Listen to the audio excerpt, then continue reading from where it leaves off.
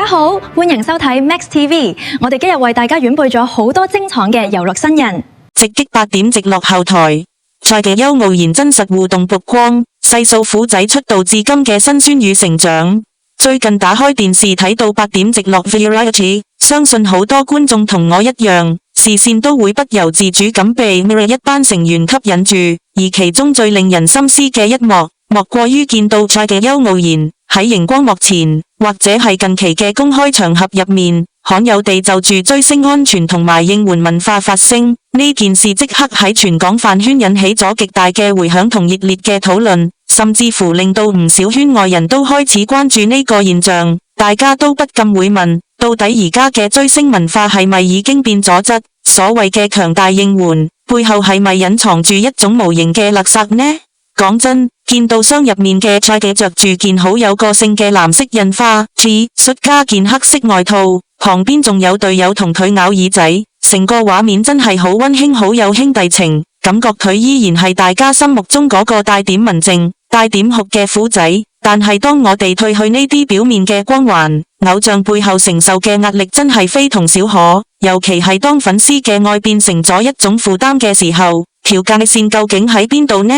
回想翻 Mirror 出道以嚟，由當初嘅造星舞台去到今日成為香港頂流，粉絲鏡粉嘅支持絕對係功不可沒。但係隨住人氣急升，有啲粉絲嘅行為真係開始越界，由以前嘅送禮物、買燈箱、搞應援車，發展到而家可能會出現跟車喺偶像屋企樓下等，甚至乎影響到偶像家人同私人生活嘅地步。呢啲行為美其名曰係愛，但實際上已經對偶像造成咗極大嘅困擾同危險。賽嘅今次肯企出嚟講呢番說話，其實係需要好大嘅勇氣，因為大家都知佢平時喺隊入面算係比較低調、沉穩嘅一個，有耶穌之稱嘅佢對身邊嘅人同粉絲其實觀察入微。今次發聲呼籲大家要注意安全，唔好做危險嘅事，字裏行間充滿住對大家嘅關心，同時亦都係一種溫柔嘅懇求，希望大家可以將心比心，俾翻啲私人空間佢哋。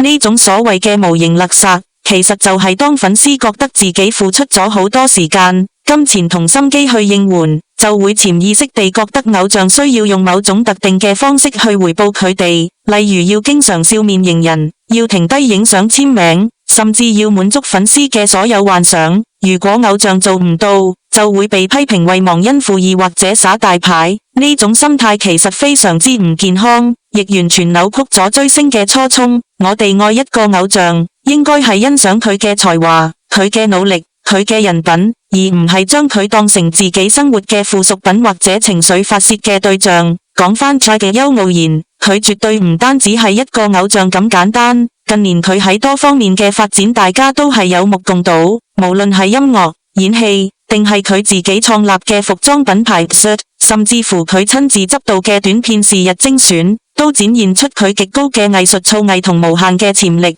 佢學過武術，身上有一種獨特嘅從容同沉穩，呢種氣質喺香港娛樂圈真係買少見少。佢知道自己想要咩，亦一直默默咁向住目標進發。作為一個真正識得欣賞佢嘅粉絲，我哋最應該做嘅係喺背後默默支持佢嘅作品，買飛入場睇佢嘅戲，聽佢嘅歌，買佢嘅品牌，而唔係去干預佢嘅生活。其實健康嘅追星文化應該係一種雙向奔赴，偶像用優質嘅作品同正能量去感染粉絲，令粉絲喺現實生活中都變得更加努力、更加積極向上，而粉絲就用理性同尊重去支持偶像，俾佢哋有足夠嘅空間去休息、去沉澱、去創作出更好嘅作品。講開又講，其實呢種飯圈文化嘅反思，唔單止係 Mirror 面對緊，成個香港娛樂圈嘅粉絲群體都經歷緊一個轉型期。好似大家平時都有關注嘅嚴明熙 Gigi 或者盧瀚霆 Anson Lo 咁，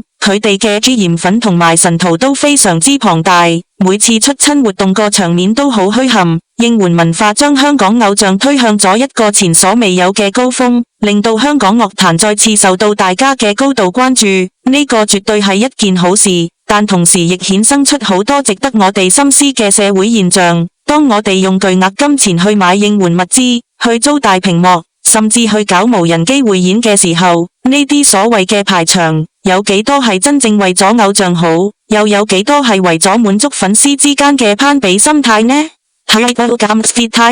嘅信息，正好就係一場及時雨，淋醒咗唔少處於狂熱邊緣嘅朋友。佢用最溫和嘅語氣，講出最沉重嘅道理。雙入面見到佢同隊友互動得咁自然，戴住條好有型嘅羽毛頸鏈，雙手微微垂下，眼神流露出一種超越年齡嘅成熟，你就會明白，佢哋雖然係大明星，但脫下明星光環之後，都只係一個個渴望有私人空間，想同屋企人朋友舒舒服服食餐飯嘅普通後生仔。如果我哋將自己嘅喜好強加喺佢哋身上，甚至因為佢哋達唔到我哋嘅期望而脫粉回踩，咁呢種愛實在太過自私同廉價啦。真正嘅愛係懂得放手，懂得保持距離。距離產生美呢句說話喺追星界係絕對適用嘅。我哋應該將目光放返喺佢哋嘅專業表現上，例如 Jagger 喺舞台上彈吉他嗰種自信，佢拍劇時入戲嗰種專注，